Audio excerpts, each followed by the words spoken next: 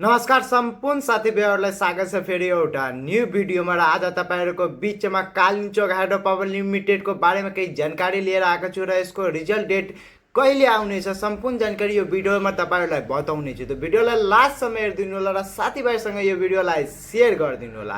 र सबैभन्दा पहिला हामी बुझौँ यसको नेटवर्क पर शेयर कति रहेछ। 106.49 रुपैयाँ यसको नेटवर्क पर शेयर रहेछ र अर्निङ पर शेयर यसको 7.07 रुपैयाँ यसको अर्निङ पर शेयर रहेछ। र आइपिओ भर्ने मान्छे 79,594 जना यो आइपिओलाई भरेको थियो र मात्रै यो आइपिओ कतिजनाले पर्नेछ, मात्रै 8,250 जनाले मात्र यो आइपिओ पर्नेछ। यो पनि भाग्यमा डिपेन्ड पर्ने हो। एकचोटि कमेन्टमा ओम लेखेर जानु होला, के पता तपाईलाई यो आइपिओ परिहालोस्।